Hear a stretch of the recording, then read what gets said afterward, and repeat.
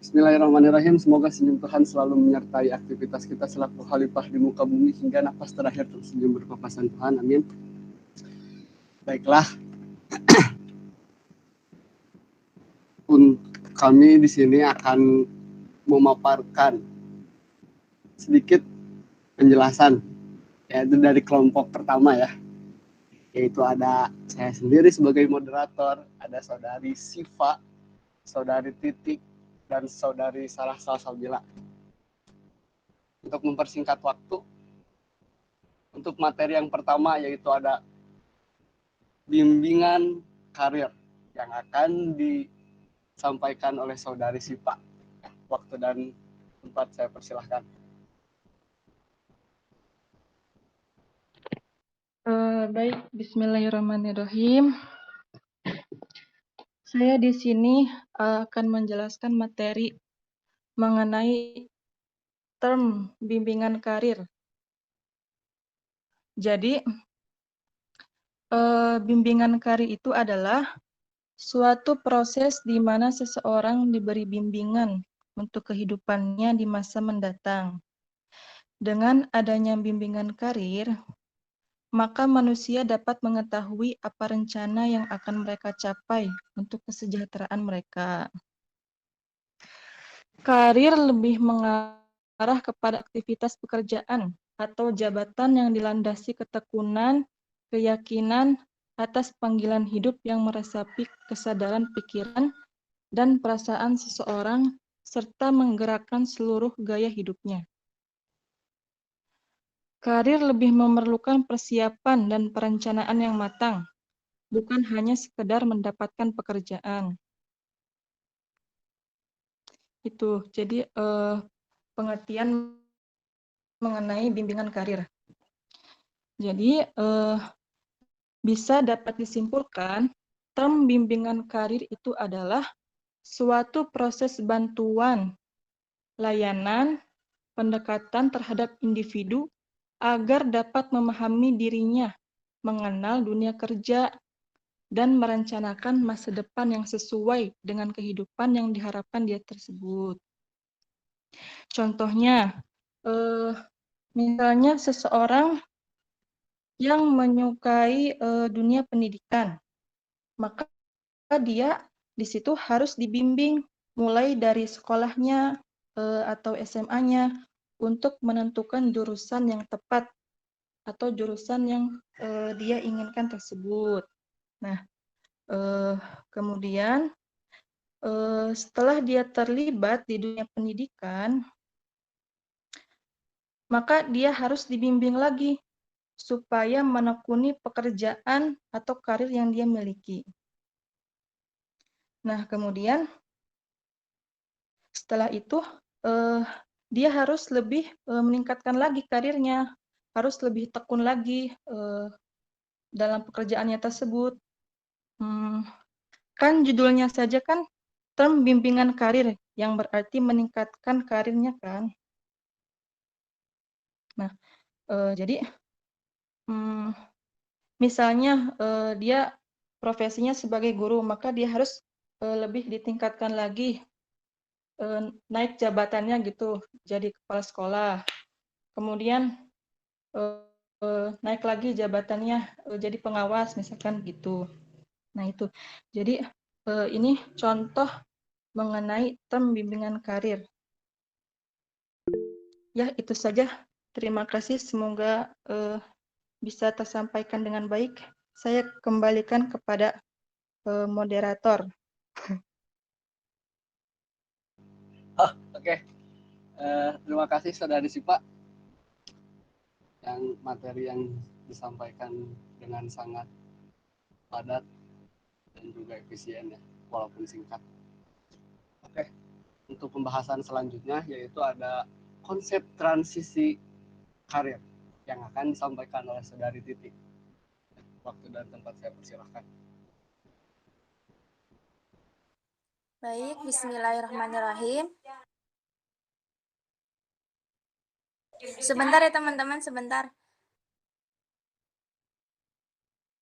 Iya.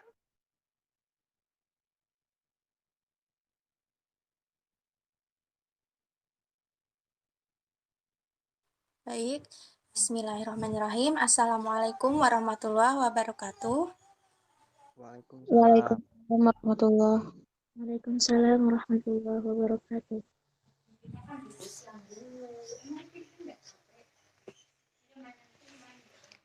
Di PPT-nya terlihat nggak teman-teman? Terlihat. Terlihat.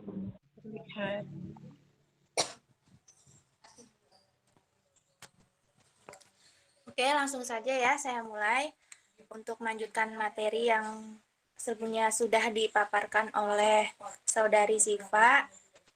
Di sini saya akan membahas tentang konsep transisi karir. Berkarir itu tidak identik dengan bekerja. Karir dalam suatu pekerjaan didorong oleh panggilan hidup yang didasari pikiran dan menjadi nilai-nilai yang harus diwujudkan. Pendorong ini secara umum berupa sifat dari suatu pekerjaan, misalnya berkarir sebagai pengusaha.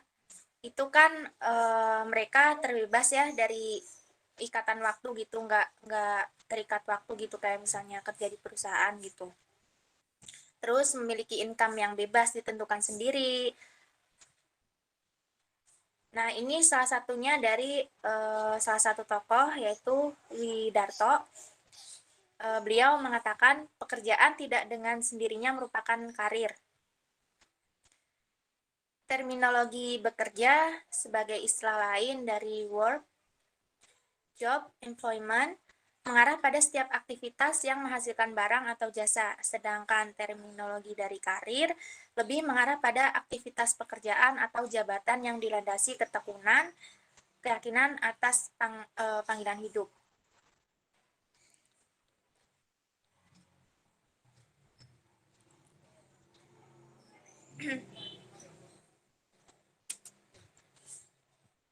Ibarat pepatah, buah tidak jauh dari pohonnya, boleh jadi arah kepada pilihan karir pun tidak jauh-jauh dari apa yang diamati dan menarik untuk ditiru dari keluarga dan lingkungan terdekat. Ketika belum sekolah, anak umur 4-5 tahun itu mengidentifikasi pekerjaan sebagaimana apa yang ada di dalam rumahnya. Anak-anak mulai belajar menggunakan pakaian, diajarkan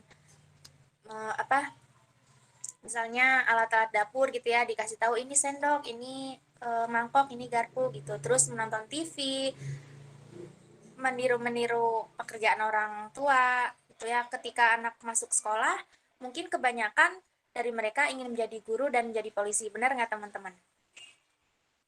Ya, betul. Ya, benar. Siapa tuh yang jawab enggak?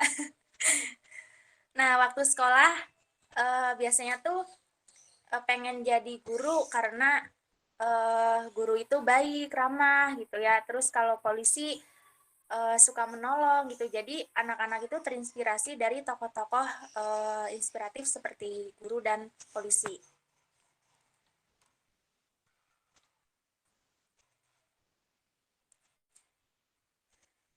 Lalu dorongan ke arah karir formal sepanjang tidak bertentangan dengan aturan agama dan negara itu diperbolehkan. Namun dalam masyarakat religius, dorongan pada pilihan karir sepatutnya sebagai bagian dari keyakinan, pemahaman, dan pengalaman agama. Karir menjadi dorongan religi untuk berkebaikan secara bijak antara pemenuhan aspek jasmani dan rohani. Saya lanjutkan kepada materi yang selanjutnya ya teman-teman. Ini proses perkembangan karir supaya sekalian gitu nggak bolak-balik ke saya lagi gitu.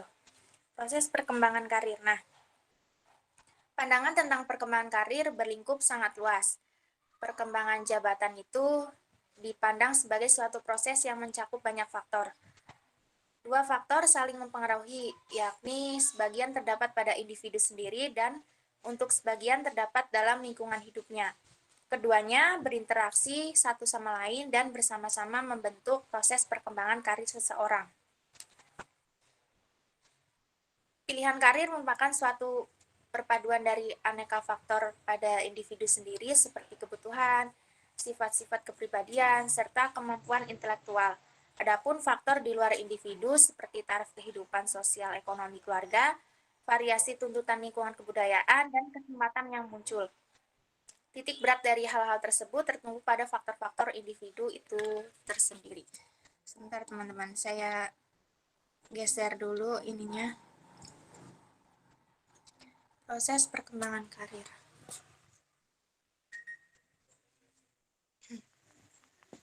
Di sini terlihat ya teman-teman?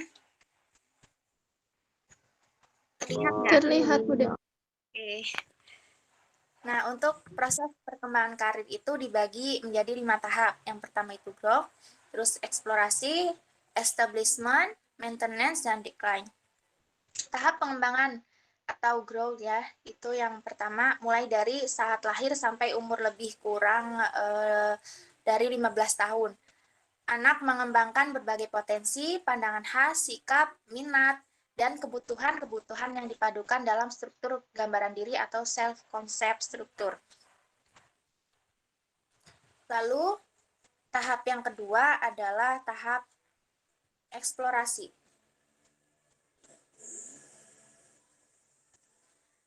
Tahap eksplorasi itu dari umur 15 sampai 24 tahun. Biasanya orang muda memikirkan berbagai alternatif jabatan, tetapi mengambil keputusan yang mengikat. Lalu yang ketiga, tahap establishment. Dari umur 25 sampai 44 tahun. Bercirikan usahanya itu tekun ya, serius gitu. Memantapkan diri melalui seluk-beluk pengalaman selama menjalani karir tertentu. Lalu tahap pemeliharaan atau maintenance dari umur 45 tahun sampai 64 tahun. Orang yang sudah dewasa menyesuaikan diri dalam penghayatan jabatannya. Lalu yang terakhir adalah tahap penurunan atau decline. Orang yang memasuki masa pensiun dan harus menemukan pola hidup baru sesudah melepas jabatannya. Nah, kelima tahap ini dipandang sebagai acuan bagi munculnya sikap-sikap dan perilaku yang menyangkut keterlibatan dalam suatu pekerjaan yang tampak dalam tugas-tugas perkembangan karir atau vocational development task.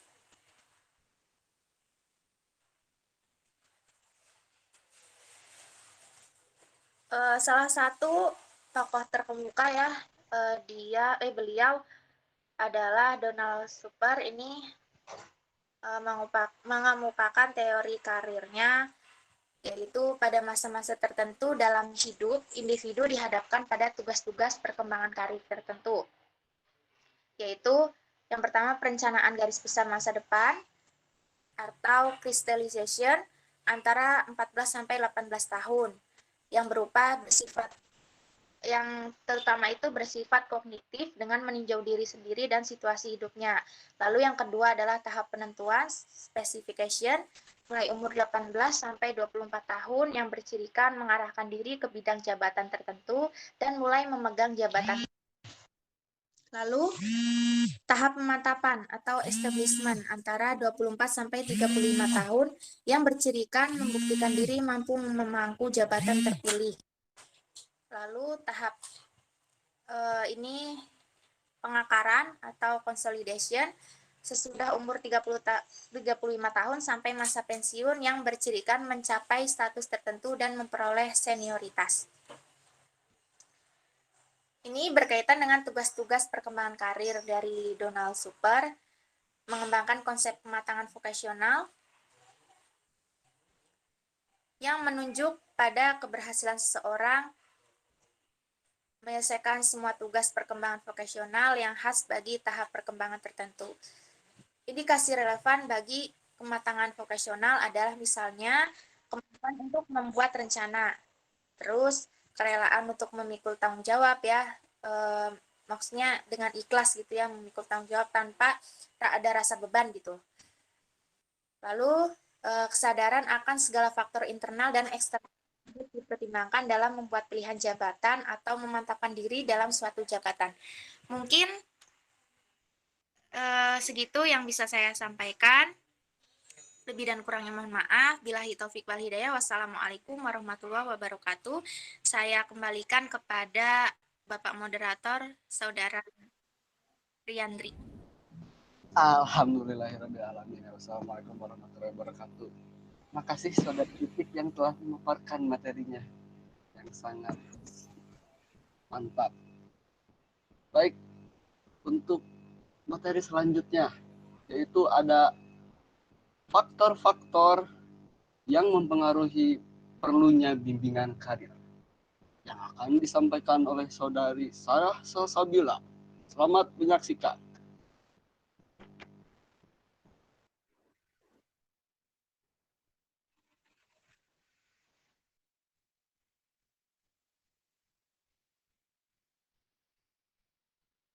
Baiklah, terima kasih Bapak Moderator. Di sini saya akan menjelaskan materi tentang faktor-faktor yang mempengaruhi perlunya bimbingan karir. Nah, dunia pendidikan saat ini dihadapkan pada kendala, yaitu banyaknya lulusan sekolah yang tidak mampu berkarya dalam usaha dan lapangan kerjanya. Kendala itu disebabkan oleh banyak hal, seperti persepsi tentang entrepreneur yang negatif, jumlah lapangan kerja yang tidak sebanding dengan banyaknya jumlah lulusan tenaga kerja, kemampuan para pencari kerja yang kurang memadai, kekurangmampuan para pencari kerja dalam mencari pekerjaan, dan lain sebagainya. Nah, sebagai langkah antisipasi untuk mempersiapkannya, maka diperlukanlah bimbingan karir. Mereka membutuhkan bimbingan karir khususnya dalam bantuan mengenai informasi tentang jenis pendidikan lanjutan yang tepat, pemahaman kekuatan dan potensi untuk masuk ke dunia karir, dan bimbingan untuk mengembangkan sikap dan keterampilan yang diperlukan untuk berkarir. Bimbingan karir ditujukan untuk mempersiapkan diri sedemikian rupa agar memiliki standar kualitas yang sesuai dengan apa yang diperlukan dalam mencari pekerjaan. Mereka diberi pengertian untuk memahami permasalahan yang terjadi di dunia kerja dan masyarakat bisnis. Dengan demikian, mereka sebagai calon pemangku karir, sebagai tenaga kerja atau pelaku bisnis, atau jabatan tertentu sudah memiliki cukup persiapan untuk memasukinya. Bimbingan karir merupakan hal yang sangat diperlukan bagi seseorang untuk menghadapi dunia pekerjaan, di mana persaingan yang sangat ketat sehingga diperlukan kompetensi yang tinggi agar nantinya dapat bersaing. Nah, pada awalnya, seseorang harus melakukan beberapa langkah dalam mengembangkan dirinya, yaitu yang pertama adalah mencapai perkembangan diri sebagai individu yang beriman dan bertakwa kepada Tuhan Yang Maha Esa. Yang kedua adalah mempersiapkan diri, menerima dan bersikap positif serta dinamis terhadap perubahan fisik dan psikis yang terjadi pada diri sendiri untuk kehidupan yang sehat. Yang ketiga adalah mencapai pola hubungan yang baik dengan teman sebaya dalam peranannya sebagai pria dan wanita. Yang keempat, memantapkan nilai dan cara bertingkah laku yang dapat diterima dalam kehidupannya lebih luas. Yang kelima, mengenal kemampuan bakat, minat, serta arah kecenderungan karir dan apresiasi seni. Yang keenam, mengembangkan pengetahuan dan keterampilan untuk mengetahui serta mempersiapkan karir. Yang ketujuh, mengenal gambaran dan mengembangkan sikap emosional, sosial, dan ekonomi. Yang kedelapan atau yang terakhir adalah mengenal sistematika nilai-nilai bagi pedoman hidup sebagai pribadi, anggota masyarakat, dan warga negara. Selain hal di atas, seorang individu juga harus memiliki pemahaman terhadap realita yang terjadi dalam dunia pekerjaan dan juga dalam kehidupan bermasyarakat. Nah, hal tersebut adalah kemajuan teknologi. Kemajuan teknologi membuat pola hidup masyarakat dan dunia pekerjaan mengalami perubahan yang terjadi secara besar-besaran. Dengan memanfaatkan teknologi baru yang dihasilkan, memungkinkan terjadinya peningkatan kinerja dan berbagai kegiatan dilakukan dengan cepat, tepat, dan akurat, sehingga akan meningkatkan produktivitas. Penggunaan teknologi baru dalam dunia kerja, antara lain komputer dan perangkatnya.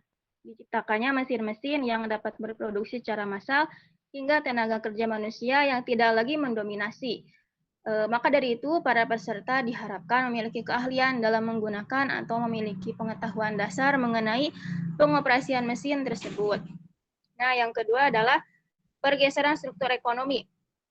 Dengan terjadinya pergeseran struktur ekonomi, tidak semestinya keadaan pendidikan menjadi terganggu, yang berdampak besar pada perkembangan karir seseorang. Adanya dampak yang terjadi dari pergeseran struktur ekonomi antara lain adalah ketidakcocokan yang bersifat geografis, jenis pekerjaan, orientasi status, atau masalah keahlian khusus. Hasil studi yang menemukan bahwa gejala meningkatnya pengangguran terdidik di Indonesia antara lain disebabkan karena adanya keinginan memilih pekerjaan yang aman dari resiko. Dengan demikian, angkatan kerja terdidik lebih suka memilih menganggur daripada mendapat pekerjaan yang tidak sesuai dengan keinginan mereka. Belum efisiennya fungsi pasar tenaga kerja menyebabkan banyak angkatan kerja bekerja di luar bidangnya. Hal ini tentu saja berpengaruh pada efektivitas dan efisiensi penggunaan tenaga kerja. Lalu yang selanjutnya adalah pergeseran peran wanita.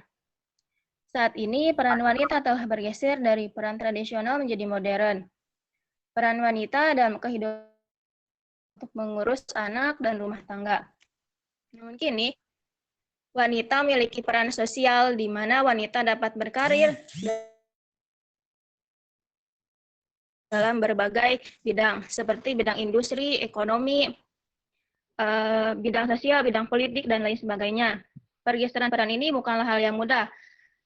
Yang keempat adalah kekuatan dan kekurangan diri individu. Banyaknya tindakan yang mencerminkan bahwa peserta itu kurang mampu, misalnya dengan banyaknya peserta yang melakukan pelanggaran selama studi yang diberikan oleh pendidik. Yang terakhir adalah banyaknya terjadi pengangguran akibat banyak dari masyarakat yang tidak mampu mengikuti perubahan zaman. Banyaknya pengangguran akibat dari majunya perkembangan teknologi, yang mana perkembangan teknologi itu mempunyai dampak positif dan dampak yang negatif. Lalu yang selanjutnya, saya akan menjelaskan tentang hubungan karir dengan religi. Karir dengan religi semestinya merupakan bagian yang tak terpisahkan. Namun manusia memerlukan waktu untuk menerima agama sebagai keseluruhan dalam hidup. Menurut Abdul Wahid, kriteria orang yang mampu menerapkan 5 aspek religiusitas adalah kemampuan melakukan diferensiasi, dinamis, integral, berimbang antara kesenangan dunia tanpa melupakan akhirat. Hubungan pekerjaan manusia dengan agama pada awalnya mungkin berlainan atau sekuler, berbeda antara pandangan agama dan pekerjaan. Kemudian seiring dengan perjalanan hidup seseorang, agama dan karir mulai saling mendekat, dan ini termasuk pada kriteria semi. Pada tahap selanjutnya adalah agama dan karir menjadi kesatuan yang terintegrasi atau kafah, kongruen atau sama dan sebangun. Kongruensi ini yang diharapkan dalam kehidupan umat beragama. Konsep dasar bimbingan karir modern dalam perspektif manusia religius terdapat pergeseran seiring dengan kemajuan teknologi, tuntutan ekonomi, perilaku sosial, kehidupan bangsa dan negara. Pergeseran dinamis ini sepatutnya menjadi misi perjuangan religi agar manusia lebih mendekat sebagai makhluk bertuhan. Ia bukan ada dengan sendirinya. Kemuliaan dan keindahannya haruslah dalam bingkai agama. Hal ini semua termasuk di dalam aspek karir. Ekspektasi karir tidak boleh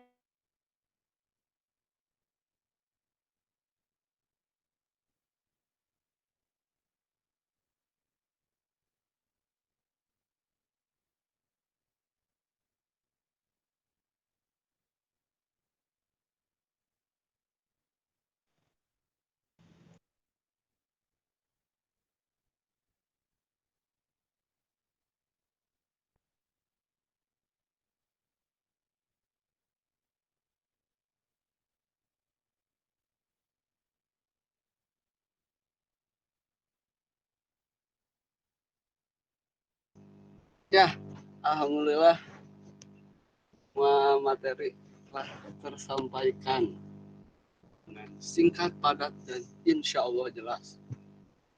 Oke, untuk sekarang yaitu yang mau ditanyakan, ya silahkan bertanya. Baiklah, yang mau bertanya dipersilahkan.